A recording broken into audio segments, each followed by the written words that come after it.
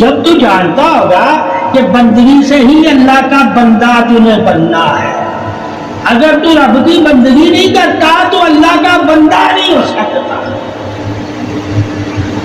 تو پھر بندگی کے بارے میں پوچھے گا کہ بندگی کیا ہے؟ ٹھیک ہے، اللہ کی کیا ہے؟ ایک عبادت، یہ بھی اس کی بندگی، ذکر اس کی بندگی۔ اب بندگی کی تو نے اللہ کو راضی جس حال میں کرنا ہے، جس نیکی سے کرنا ہے، وہ راضی کرنے کا مطلب بندگی ہے کہ اللہ کی بندگی سے تو اللہ کا بندہ بننا ہے، یعنی کہ اللہ کی غلامی کو پسند والی غلامی، کون سی؟ اللہ کو پسند۔ اللہ کو کون سی غلامی پسند ہے؟ کہا میرا بندہ کس طرح بنے؟ کہا میری بندگی کے ذریعے۔ اب بندگی اس کی کیا کیا ہے؟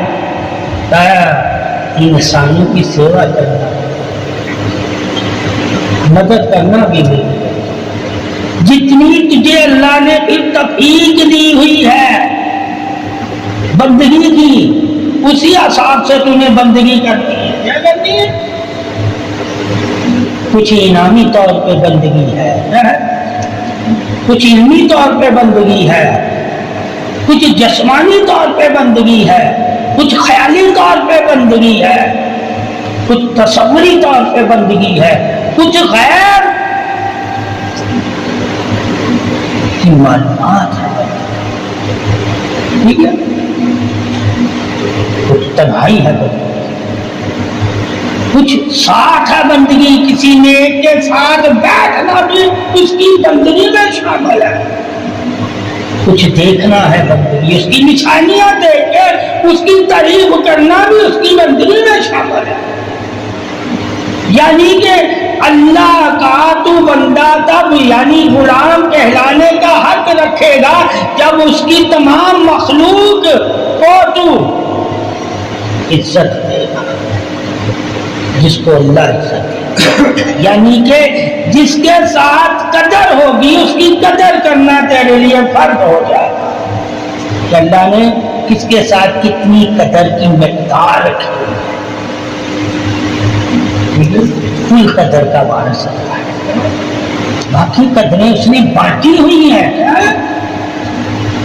تو نے اس کی ہر یعنی کہ رتی برابر بھی کوئی نیکی ہے تو نے کی یا کوئی کر رہا ہے تو نے اس کی تعریف کرنی ہے، یہ بھی اس کی بندگی ہے کہ کسی نیک کی تعریف کرنا بھی اللہ کی تعریف ہے۔ کیا ہے؟ تو اللہ کی چاہت ہے کہ جب میں جس کی تعریف کرتا ہوں اس کی تعریف میرا غلام بھی کرے۔ تو آقا اگر خدا کو اپنا آقا مانتا ہے، مولا مانتا ہے، تو وہ پھر کیا کرے گا؟ جس کی مولا آقا تعریف کرتا ہے اس کی کرے۔ یہ بندگی کا حفاظ اور ہے، وحدت کا حفاظ اور ہے، ٹھیک ہے؟ تو اللہ کا بندہ جب بنے گا تو اس میں تیری سوچ اور ہوگی، اور جب اللہ کی وحدت کی بات کرے گا اس میں تیری سوچ اور ہوگی، تو اس کے سامنے کسی کو برابر نہ کرنا، ٹھیک ہے؟ جب بندہ بن کے اس کی تعریف کرے گا تو ہر چیز کی تعریف کرنا جس کی تعریف اللہ کرتا ہے وہ بھی تیری عبادت کی ضرورت ہے، ٹھیک ہے؟ اصل انسان زیادہ تر اللہ کا بندہ بن کے اللہ کی عبادت کرتا ہے، ٹھیک ہے؟ تو جب بندہ بن کے عبادت کرتا ہے تو اللہ کو اپنا مولا سمجھتا ہے، یعنی آقا سمجھتا ہے، یہ اس کی حص اور ہے، یہ سوچ کا معیار اور ہے۔ اب اللہ کو وحدہ لا شریک نہیں سمجھ رہا، مولا سمجھ رہا ہے، اور اپنے آپ کو اس کا غلام مالک سمجھتا ہے۔ کیا سمجھتا ہے؟ اور خود کو غلام سمجھتا ہے۔ ایک ہے اللہ مالک بھی ہے اور اللہ واحد بھی ہے. تو نے اللہ کی صفتوں سے بھی اللہ کو جاننا ہے, اللہ کی وحدت سے بھی اللہ کو جاننا ہے, تاکہ کوئی تجھ سے چھپا ہوا نہ رہے. صفتیں تجھے ہر چھپی ہوئی بات کی اطلاع دیتی, ٹھیک ہے, تو ہر علم سے بات. وحدت کیا ہے؟ کہ ہر علم سے تمہیں کہے گی کہ اللہ سے بڑھ کر کوئی ہے. اور پھر علم معلوم ہے بڑھ کر کون علم والا ہے. وہاں آگے جب تم پوچھو گے کہ تم میں سے کون بڑا ہے علم میں, زمین آسمان میں اور مخلوق میں, تو کہا جس نے زیادہ علم کیا وہ تم میں سے ثابت ہوا. ہماری صفوں میں تو ہم ایک دوسرے سے بڑے کہلا سکتے ہیں, مگر جب اللہ کی بات آتی ہے پھر ہم بڑے نہیں کہلائیں گے اس کی بارگاہ میں, ہم کچھ بھی نہیں ہیں اس کے علم کے ساتھ. تو جب یہ علم کی تعریف معلوم ہوگی کہ آپس میں بڑائی بھی علم ہے اور اللہ کی بڑائی بھی علم ہے, ہمیں آپس میں بھی بڑا ہونے کے لیے اللہ نے کہا ہے تم کہہ سکتے ہو میں تم سے علم میں افضل ہوں. آپس میں, مگر اللہ کے سامنے تم کہا وہی علم سب سے ٹھیک ہے, مجھ سے, یعنی کہ انبیاء اکرام کی اور رسول بھی سارے ایک طرف ہو جائیں اور علم میں انہیں تو افضل کہہ سکتا ہے, مگر جب اللہ کی وحدت کی بات آئے گی کہ اللہ تم میں سے کتنا افضل ہے, تو سارے کہیں گے کہ اللہ ہم سے بھی علم میں بہت بڑا. مگر وہ آپس میں بھی تو کہہ رہے ہیں نا کہ فلاں ہم سے علم میں بڑا ہے, جیسے صحابہ کہتے تھے, ٹھیک ہے, کہ فلاں کے پاس چلے جاؤ وہ مجھ سے زیادہ علم جانتا ہے.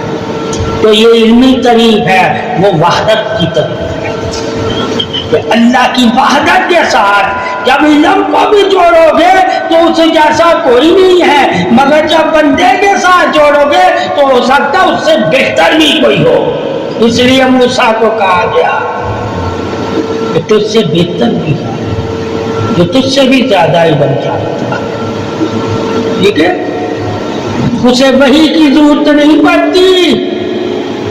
وہ کون ہے؟ کہا خضر, جاؤ اس سے ملو, ٹھیک ہے. تو ثابت ہوا ہے انسانوں میں سے کوئی ہو سکتا ہے افضل, مگر اللہ کی وحدت میں جب جائیں گے علم کی تعریف میں تو اللہ سے افضل کوئی نہیں ہے. انبیاء میں سے افضل ہو سکتا ہے کوئی, اور اللہ سے افضل کوئی بھی نہیں ہے. تو یہ فضیلتیں انسانوں میں, انبیاء میں, رسولوں میں پائی جاتی ہیں, ایک دوسرے سے افضل ہے. مگر اللہ کی جب بات آتی ہے تو وہ سب سے باقی سب کے ہے, عبد ہے, غلام ہے اس کے. انبیاء نے بھی کہا ہم غلام ہیں, کیا اللہ ہمارا مالک ہے, آقا ہے. رسولوں نے بھی کہا ہم غلام ہیں, اللہ ہمارا مالک ہے, آقا ہے. کسی طرح نفی بھی کرتے ہیں ہم غلام ہیں, اللہ ہمارا مالک ہے. اس میں توحید کی بات نہیں اللہ نے کی, اس میں تعریف کی بات کی کہ تو مالک سمجھ کے جب اور واحد سمجھ کے جب بات کرے گا, مالک سمجھ کے بات کرے گا تو بات اور ہے, واحد سمجھ کے بات کرے گا تو بات اور. مالک ساتھ ہوتا ہے اور مالک کے مال کے تم حصے دار ہوتے ہو, مگر اللہ کے مال کے تم حصے دار نہیں, اس کی مرضی تمہیں دے گا, مگر مالک کے اوپر لازم ہے تجھے دینا, تجھے بھوکا نہیں دے سکے گا. اب مالک کے حقوق آگے اللہ پہ تو تیرا کیا حق ہے, وہ تو وحدہ لا شریک ہے. مگر جب مالک بنا کے اس سے مانگو گے,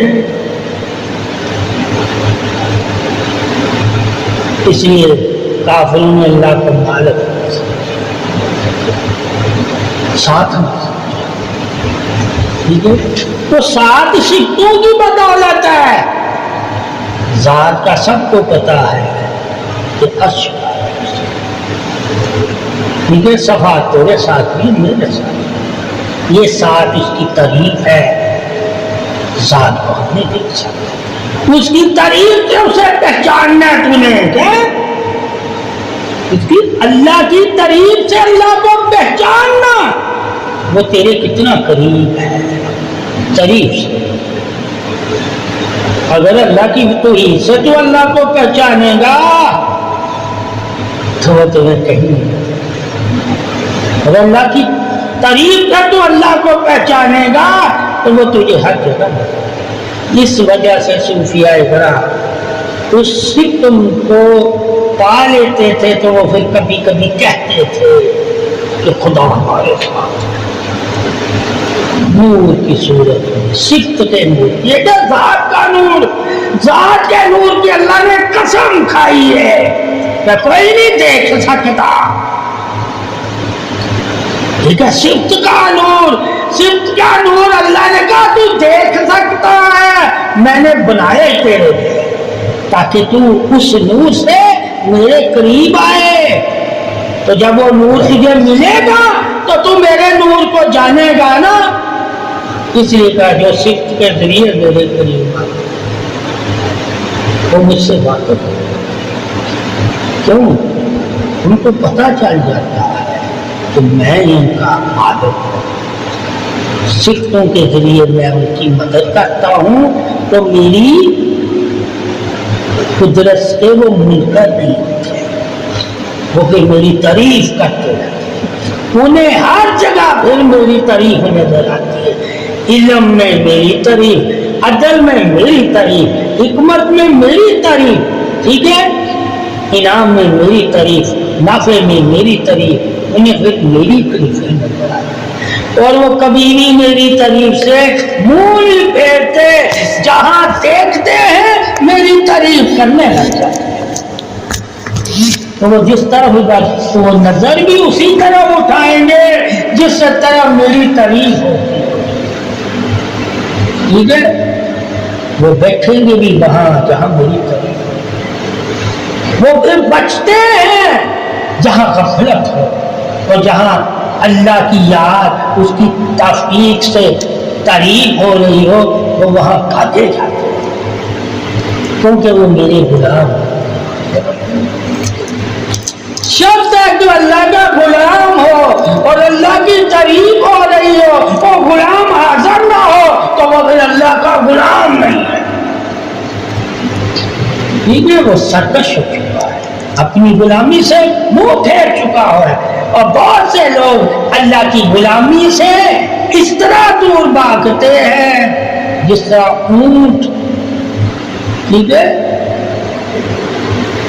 اونٹ سرکشی میں اپنے مالک سے بھاگتے، تو مالک اللہ، اللہ سے بھاگنے والا سرکش اونٹ کی مانند ہے، ٹھیک ہے؟ پھر یہ ذکر و ذکار صوفیاء کرام عالم دین جو علم دیتے ہیں، اور اس علم کی طرف، اس ذکر کی طرف جو بھاگے آتے ہیں، اصل وہ غلام اللہ کے ہوتے ہیں، انہیں پتہ چل جاتا ہے کہ غلام کا حق کیا ہے، ٹھیک ہے؟ غلام کا حق، جب غلام اپنے آقا مولا، اپنے مالک کے حق کا حق ادا کرنے والا ہو جائے گا تو اسے پتا چلے گا کہ میرے مالک کے مجھ پہ احسان کتنے ہیں، اور ہر احسان کے بدلے میں اس کی کتنی تعریف کروں،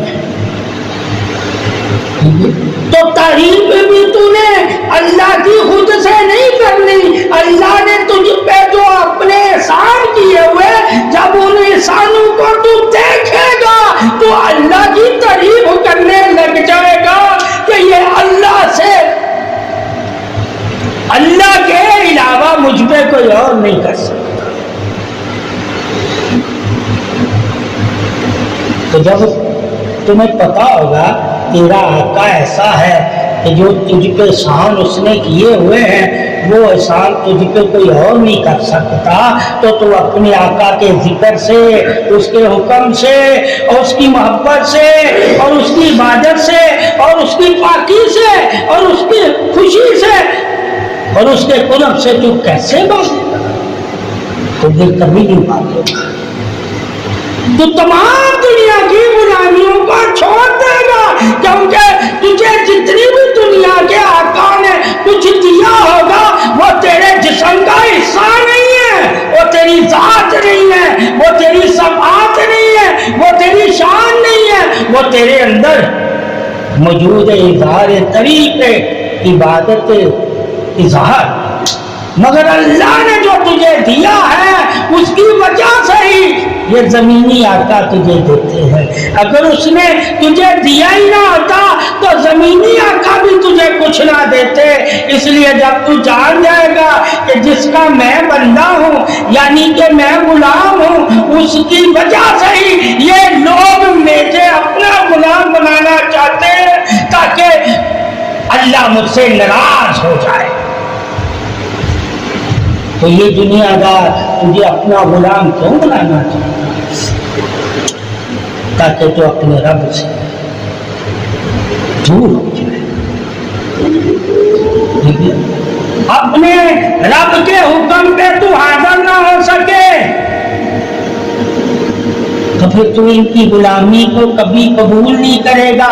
جب اللہ کی غلامی کی عظمت کو تو جان جائے گا کہ اللہ نے تجھے غلام اپنے لیے نہیں بنایا، تجھے غلام سرداری کے لیے بنایا ہے۔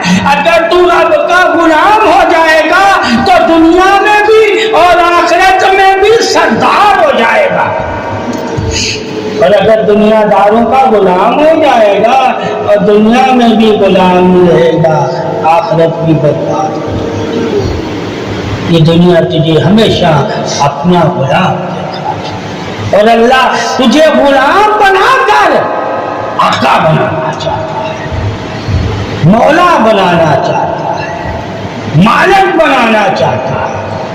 وہ صفتیں جو اللہ کی ہیں وہی تجھے دینا چاہتا ہے، اور جب تو غلام ہو کے اللہ کی صفتوں کو حاصل کر لے گا تو لوگ تیرے غلام ہو جائیں گے۔ اللہ کی غلامی کو پانے کے لیے لوگ تیرے غلام ہو جائیں گے۔ وہ کہے گا یہ تو ہمیں اللہ کی غلامی سکھاتا ہے، اور جو اللہ کی غلامی سکھاتا ہے وہی تو اللہ کا دوست ہو جاتا ہے۔ پھر وہ تجھے غلام سے دوست ماننے لگ جائیں گے کہ یہ اللہ کا دوست ہے۔ اللہ اپنے غلاموں کو پھر دوستی کا شرف عطا کرتا ہے، پھر محبوبیت کا شرف عطا کرتا ہے، پھر سرکاری کا شرف عطا کرتا ہے، پھر عظمت پاسدار نور یعنی اپنے نور کا شرف عطا کر دیتا ہے۔ تو اللہ کی جب غلامی کو حاصل کر لو گے تو اللہ تمہیں کئی شرف بخشنے لگ جائے گا۔ اس لیے لازم انسان کو یہ علم ہونا چاہیے کہ اللہ ہمیں جو غلامی عطا کرتا ہے وہ کس وجہ سے کرتا ہے۔ صحابت برا عبادت بات پھر تو میرا، اگر تم اللہ کی عبادت ہی نہیں کرتے تو اللہ کے غلام بھی نہیں ہو۔ عبادت ہے سب، اور عبادت میں سب سے بڑا مقام عظمت اظہار کیا ہے؟ عبادت تمہیں حسن سلوک سکھائے گی، یعنی کہ کس طرح راضی کرنا ہے اللہ کو۔ عبادت اللہ کو راضی کرنے کے لیے ایک تمہارے پاس راستہ ہے، پھر وہ عبادت تمہیں تمام راستے جو تم نہیں دیکھ پاتے، عبادت تمہیں ان تمام راستوں کی خبریں دے۔ ٹھیک ہے، اللہ تجھے پسند کرتا ہے، عبادت اللہ کی پسند کے لیے کرتا ہے۔ اللہ کی پسند بننے کے لیے عبادت بندے کے لیے لازم ہے، پھر وہی بندہ اللہ کی پسند والا ہو جاتا ہے جو اللہ کی عبادت کو پسند کرتا ہے۔ اللہ کی پسند کو ہی اپنانا غلام کا فرض ہوتا ہے۔ تو بندہ وہی اچھا غلام ہوتا ہے جو اپنی آقا کی پسند کو اپنی جان و مال سے بھی زیادہ پسند کرے۔ تو وہ جان مال کی فکر نہیں کرے گا، جب اسے پتا ہوگا میرے آقا کو فلاں چیز پسند ہے تو اس پسند کی طرح وہ بھاگے گا، باقی اپنی پسندیں، نفس کی پسندیں اور دنیا کی پسندوں کو وہ چھوڑ، صرف اللہ کی پسند کو اپنائے، اللہ